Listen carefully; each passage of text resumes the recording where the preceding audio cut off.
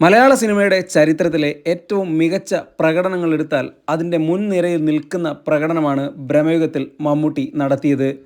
മമ്മൂട്ടിയുടെ കരിയറിൽ തന്നെ ഏറ്റവും മികച്ച അഭിനയ മുഹൂർത്തങ്ങൾ അടങ്ങിയ ചിത്രമാണ് ബ്രഹ്മയുഗം. 72ാമത് ദേശീയ ചലച്ചിത്ര പുരസ്കാരങ്ങൾ അടുത്ത മാസം പ്രഖ്യാപിക്കാനിരിക്കെ മലയാള സിനിമയിലേക്ക് ഒരു ഇടവേളയ്ക്ക് ശേഷം മികച്ച നടനുള്ള പുരസ്കാരം ബ്രഹ്മയുഗത്തിലൂടെ മമ്മൂക്ക കൊണ്ടുവരുമെന്നാണ് എല്ലാവരും കരുതപ്പെടുന്നത്. ആ ഒരു സാഹചര്യത്തിലാണ് സോഷ്യൽ മീഡിയയിലൊക്കെ അങ്ങിങ്ങായി ചിലർ ഉന്നയിക്കുന്ന ഒരു വിമർശനം, ബ്രഹ്മയുഗത്തിൽ മമ്മൂക്ക നടത്തിയത് നാടകാഭിനയമാണ്, അതിനാടകീയമായാണ് മമ്മൂക്ക സിനിമയിലുടനീളം പെർഫോം ചെയ്തിരിക്കുന്നത് എന്നുമൊക്കെയാണ്. 2024 രാഹുൽ സദാശിവൻ തിരക്കഥയൊരുക്കി സംവിധാനം ചെയ്ത് പുറത്തിറങ്ങിയ സിനിമയാണ് ബ്രഹ്മയുഗം.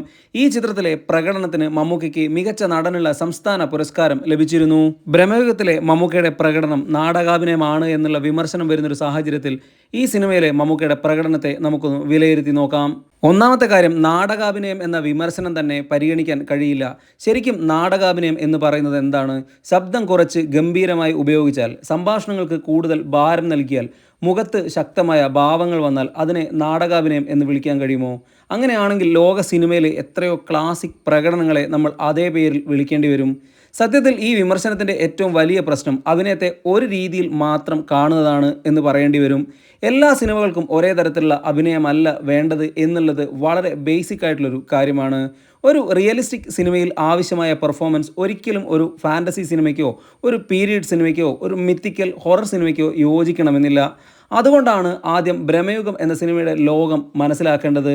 കൊടുമൺ പോറ്റി എന്ന കഥാപാത്രത്തെയാണ് മമ്മൂക്ക അവതരിപ്പിച്ചത്. ബ്രഹ്മയുഗം ഒരു റിയലിസ്റ്റിക് ഡ്രാമയല്ല. കേരളത്തിൻ്റെ നാടോടി കഥകളും വിശ്വാസങ്ങളും അധികാരത്തിൻ്റെ രാഷ്ട്രീയവും ഹൊററും സിംബോളിസവും ചേർന്നുണ്ടാക്കിയ ഒരു ഇരുണ്ട ലോകമാണ് ബ്രഹ്മയുഗം.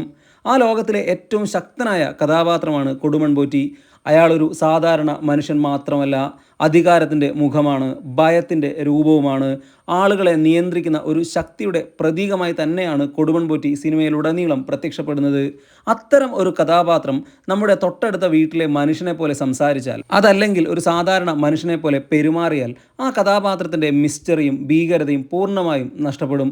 അതുകൊണ്ട് തന്നെയാണ് മമ്മൂട്ടി എന്ന മഹാനടൻ ആ കഥാപാത്രത്തിന് ഒരു പ്രത്യേക നടപ്പും പ്രത്യേക നോട്ടവും സംഭാഷണം പറയുന്ന പ്രത്യേക രീതിയും ശബ്ദത്തിലെ ഒരു ഗാംഭീര്യതയും, എന്തിനേറെ കഥാപാത്രത്തിൻ്റെ ഒരു ചിരി പോലും മമ്മൂട്ടി അടിമുടി മാറ്റിയാണ് ചെയ്തിരിക്കുന്നത്.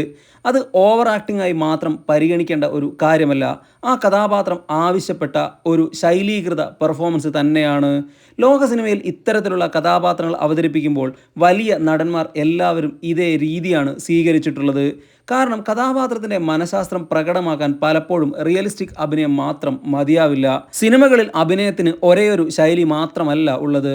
സ്വാഭാവികമായ പ്രകടനം ആവശ്യപ്പെടുന്ന ചില കഥാപാത്രങ്ങളും സിനിമകളും ഉണ്ട്. അവയിൽ അത്തരത്തിലുള്ള പ്രകടനം ആവശ്യവുമാണ്. എന്നാൽ സ്വാഭാവികമായി നമ്മൾ കണ്ടുശീലിച്ച ഭാവങ്ങളോ ചേഷ്ടകളോ ഇല്ലാത്ത കൊടുമൺ പോറ്റിയെ പോലുള്ള കഥാപാത്രങ്ങൾക്ക് തീർത്തും വ്യത്യസ്തമായ അഭിനയ രീതി തന്നെയാണ് വേണ്ടത്. അവ ഒരിക്കലും യാഥാർത്ഥ്യത്തോട് ചേർന്ന് നിൽക്കുന്ന കഥാപാത്രങ്ങളുമല്ല.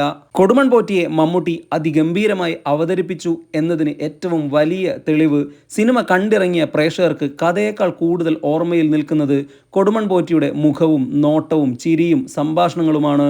ഒരു നടൻ്റെ പ്രകടനം കഥാപാത്രത്തെ ഇത്രത്തോളം ജനങ്ങളുടെ മനസ്സിൽ പതിപ്പിച്ചിട്ടുണ്ടെങ്കിൽ അതിനെ നാടകാഭിനയം എന്ന് വിളിച്ച് വിമർശിക്കുന്നതിൽ ഒരു തരി കഴമ്പുമില്ല.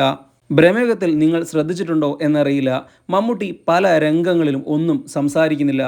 പക്ഷേ കണ്ണുകൾ കൊണ്ടും പുഞ്ചിരി കൊണ്ടും നിശബ്ദത കൊണ്ടും മമ്മൂട്ടി കഥാപാത്രമായി അടിമുടി മാറുന്ന കാഴ്ച സിനിമയിലുടനീളമുണ്ട്. സംഭാഷണങ്ങളെക്കാൾ വലിയ ഇമ്പാക്റ്റ് ഉണ്ടാക്കുന്ന നിമിഷങ്ങളാണ് മമ്മൂട്ടി സിനിമയിലുടനീളം നൽകുന്നത്. അതുതന്നെയാണ് ഒരു മികച്ച അഭിനയത്തിൻ്റെ ഏറ്റവും വലിയ ലക്ഷണമെന്ന് പറയുന്നതും.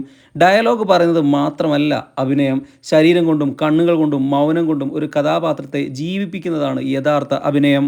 അതുതന്നെയാണ് മമ്മൂട്ടി എന്ന മഹാനടൻ കൊടുമൺ പോറ്റിയായി ബ്രഹ്മയുഗത്തിൽ ചെയ്തിരിക്കുന്നതും. കൊടുമൺ പോറ്റി സ്ക്രീനിൽ വരുമ്പോൾ പ്രേക്ഷകന് അയാളോട് ഒരു അകലം തോന്നുന്നുണ്ട്, ഒരു ഭയം തോന്നുന്നുണ്ട്, അയാളുടെ പ്രവൃത്തിയിൽ അസ്വസ്ഥത അനുഭവപ്പെടുന്നുണ്ട്. അതുതന്നെയാണ് ആ കഥാപാത്രത്തിൻ്റെ വിജയവും മമ്മൂട്ടി എന്ന നടൻ്റെ വിജയവും. മറ്റൊരു കാര്യം കൂടെയുണ്ട്, മമ്മൂട്ടി തൻ്റെ കരിയറിൽ എത്രയോ റിയലിസ്റ്റിക് കഥാപാത്രങ്ങൾ അവതരിപ്പിച്ചിട്ടുണ്ട്. പൊന്തന്മാടയും വിധേയനും പാലേരിമാണിക്യവും കാഴ്ചയും പേരൻപും നൻപകൽ നേരത്ത് മയക്കവും തുടങ്ങി നിരവധി അത്തരം സിനിമകളുണ്ട്. ഓരോ സിനിമയിലും ഓരോ രീതിയിലുള്ള പ്രകടനങ്ങളാണ് മമ്മൂക്ക നടത്തിയത്. മമ്മൂക്കയെ പോലെ അത്രയേറെ അനുഭവ സമ്പത്തുള്ള ഒരു നടൻ ഒരു കഥാപാത്രത്തിന് വേണ്ടിയുള്ള അഭിനയ ശൈലി മനഃപൂർവ്വം തിരഞ്ഞെടുത്തതാണെന്ന് വിശ്വസിക്കുന്നതാണ് കൂടുതൽ യുക്തിസഹം. അല്ലാതെ 4 പതിറ്റാണ്ടിലേറെ അഭിനയ ജീവിതമുള്ള ഒരാളെ അഭിനയത്തിൻ്റെ അടിസ്ഥാന പാഠങ്ങൾ പഠിപ്പിക്കാൻ ശ്രമിക്കുന്നവരെ ഒരു തരത്തിലും അംഗീകരിക്കേണ്ടതില്ല. ഇതുകൊണ്ടെല്ലാം തന്നെ ബ്രഹ്മയുഗത്തിലെ മമ്മൂക്കയുടെ ഗംഭീര പ്രകടനത്തെ വെറും നാടകാഭിനയം എന്ന് തള്ളിക്കളയുന്നവർ ആ സിനിമ യഥാർത്ഥ രീതിയിൽ ആസ്വദിച്ചിട്ടില്ല എന്ന് തന്നെ വേണം പറയാൻ. ഓരോ സിനിമയ്ക്കും അതിൻ്റേതായ ഭാഷയുണ്ട്, ഓരോ കഥാപാത്രത്തിനും അതിൻ്റേതായ ശരീരഭാഷയുമുണ്ട്. അതിനാൽ തന്നെ ആ വ്യത്യാസങ്ങൾ മനസ്സിലാക്കാൻ കഴിയുമ്പോൾ മാത്രമാണ് നമ്മളൊരു പ്രകടനത്തെയോ സിനിമയെയോ യഥാർത്ഥമായി തിരിച്ചറിയുന്നത്. കൊടുമൺ പോറ്റിയായി മമ്മൂട്ടി അഭിനയിച്ചു എന്ന് പറയാൻ കഴിയില്ല. അദ്ദേഹം ജീവിക്കുകയായിരുന്നു. അതിനുള്ള തെളിവുകൾ തന്നെയാണ് തിയേറ്ററിലും അല്ലാതെയും ആ സിനിമയ്ക്കും കഥാപാത്രത്തിനും കിട്ടിയ സ്വീകാര്യത. കൊടുമൺ പോറ്റിയെ ഇത്രമേൽ മനോഹരമാക്കാൻ, ഗംഭീരമാക്കാൻ ഇന്ത്യൻ സിനിമയിൽ മമ്മൂട്ടി എന്ന അഭിനേതാവിനല്ലാതെ മറ്റൊരാൾക്കും കഴിയുകയില്ല. അത് അടിവരയിട്ട് തന്നെ പറയാം.